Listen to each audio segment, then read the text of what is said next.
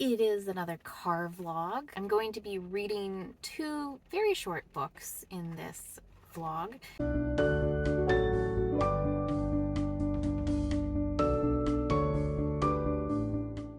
The first one is called The Midnight Timetable. I picked this one because the cover struck me as fascinating. This is a series of short stories, I think, that form together to create a whole. The idea is that there's this institute that houses a number of supernatural type items. And the second one, I'm always going to get this one wrong, the end we start from, the end we begin from, the end we start from. I think that this was a list that I get recommended so many different funny book lists. And this one was short books to make you fall in love with reading again. I don't need to fall in love with reading, I'm already there. But the cover is what sold me. This is beautiful. It is very short and it has a couple of my favorite things. Apocalyptic, dystopian, where the world is flooded. So already, that's a winner.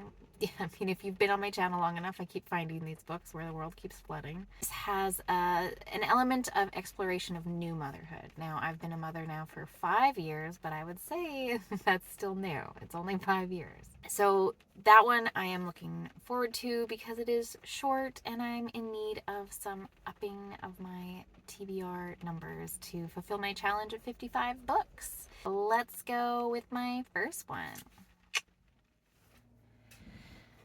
The Midnight Timetable is a very strange book, but it is totally in my wheelhouse. This, I think, is a Korean translation. This is a fantastic idea. It is a novel in short stories. So each of the short stories basically clicks together to form a whole story. So far, I have read the first two, and I am thoroughly enjoying it. So the premise of this one is that there's this institute, very kind of stark office, and this woman, the first story, this woman begins working there and she's told all of these rules, like if a room is locked, don't go in. If there's a man in the hallway, don't talk to him. He's described as the most nondescript man. His face is so plain, his clothes are so plain. You just don't talk with him, you don't engage with him. If you hear somebody behind you, don't turn around. There are items in each room that have a little bit of like a supernatural significance to them. Person who, I'm forgetting her name now, who works at this institute gets all of these stories by this other woman who works there, and she's worked there for a lot longer. And she begins to tell these stories, sort of the origin of some of the items. I find these stories both convoluted and yet very simple in the sort of way that like a campfire story is. There are no names used. Each of the characters in the story is referred to as the second son, the first son, the mother-in-law, the mother-in-law's son. You know, it's all, that is the convoluted part, but the story itself is so finely crafted, and it is mild horror, so there's like an edge to it, and I'm loving it. And for some reason, this is reminding me of the Stanley Parable. I have not thought about this in years, and yet this is exactly kind of that vibe. It's an ordinary office, and yet something is underlying, and we're not quite sure what. Stanley Parable is a very classic computer game wherein you are an office worker and you basically just take a series of choices. The narrator kind of guides you, so the narrator might say, Stanley took the door to the left. And you can either listen to the narrator and take the door to the left, or you can take the door to the right, and then the narrator gets increasingly aggravated with you. It's pretty funny, and I hadn't thought about it in years, and yet this book took me right back. So I will update you when I am almost finished the book.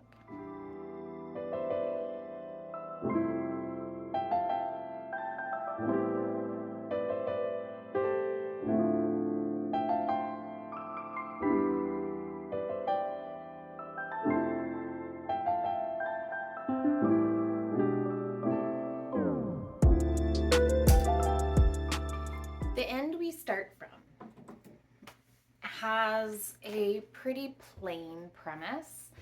A woman gives birth and the world basically floods. So I just began this. The narrator is this person and I adore it. There is something really crafted about the writing. The author has taken great care over the choice of her words, and that is very apparent in just the flow of the whole story. Maybe a more character, inner world driven kind of a story. It is a gentler kind of story. I'm a little bit reminded of this one, the small things like these. I'm reminded of it in the gentleness of the story while tackling something really tough. She's had this very transformative thing happen, having a baby. She seems to be a bit older, and as she has this baby, the world starts flooding, and she and her husband have to go to his parents' house to kind of escape the flood zone. There is already things that my brain goes into. This seems quite personal for me. Having a baby is a very defining moment of your life, and then to have that paired with something disastrous, you're trying to look after this human when the world around you is falling apart. I had my first child during COVID, and that's kind of the exact feeling that I was in. This one's hitting a bit harder than I expected it to. It's about a woman dealing with all of the forces that she cannot control around her in the world, all the while in her own baby bubble, trying to love this new life and experiencing the simple joys. I refer to my daughter as our anchor of joy because she is that. And in this book, the author pins it so nicely that the baby gives her purpose. When the world is flailing about in madness, the baby gives her purpose. It's a focus, and already I'm thoroughly into this one.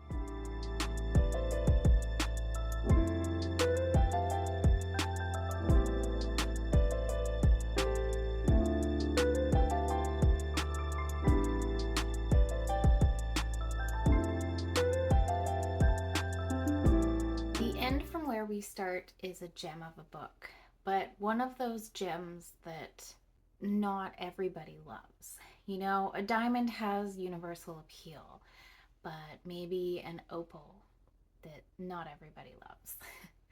This is a fascinating work. I think listening to it was the right choice. It reads a lot like poetry. So if you're reading it as fast as you can with your inside reading voice, then you might not grasp the poetry of the words. But hearing somebody else speak it in the cadence that is needed, then it's fantastic. The reason why I think this appeals to some people and not all is that this is very heavily a book about motherhood and the beginning of motherhood. The very hard baby stage. It is not easy.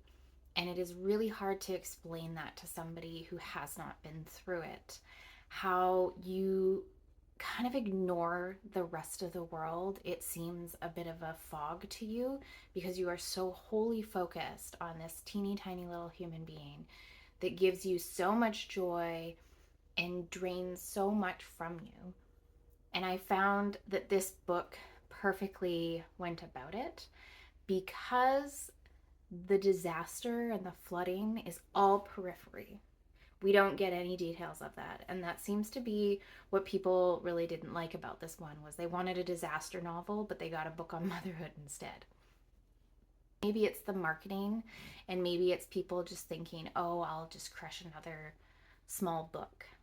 Fair enough. One of the things that I noticed, same as both of these books that I've just read, is that there is a shying away of using actual names.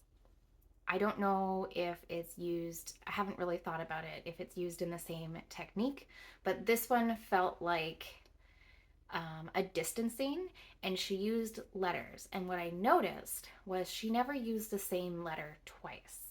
And I'm wondering, if I were to go through it, would I actually find the entire alphabet? Because her baby's name is Zed. And Zed is the end of the alphabet. The end is where we start from. The end of the alphabet is the starting of her life. And I find that a fascinating metaphor. Some people feel like their life doesn't start until they have kids.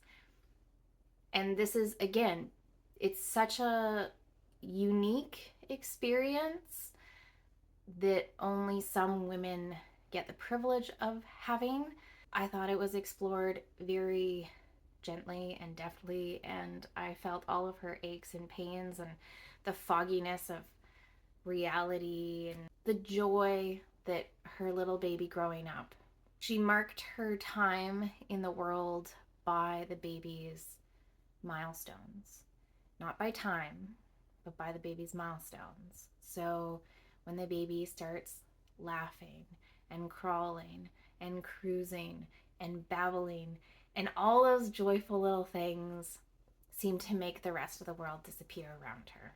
So for all the people who really didn't understand what this book about, my guess is that they have not been a mother to a baby. What a fascinating one. I'm not sure what to rate this. It doesn't feel like a 5-star, but it does feel like one that might sit with me, that might become a 5-star. So for that, it's going to be like a high 4.5 stars. I would recommend this to mothers who've been through that, especially if you've been a mother through the COVID stage or through some other difficult life stage. This is definitely not a book on how to survive it, but a book that is relatable. I love opals. I'm not so much a diamond person. Over to my conclusion about this book. I have finished The Midnight Timetable, and it was phenomenal. I am so happy I found this one. Totally stumbled upon it by accident. Loved every single story. I liked how they were sort of overarching in theme. It was such a wonderful exploration of sort of supernatural and the human condition, and with like a little bit of like mystery in there too. These were so bite-sized and delightful, and I absolutely adored this book. Both of these books were such hits. I think I prefer The Midnight Timetable more. If you're more into like weird fiction, I think this is something that is right up your alley. I will not stop recommending this one. Thank you so much for joining me on this short book adventure. My name is Karen. I'm the Book Lieberaut. I read all types of books. Thank you so much for watching. We'll see you again soon. Bye.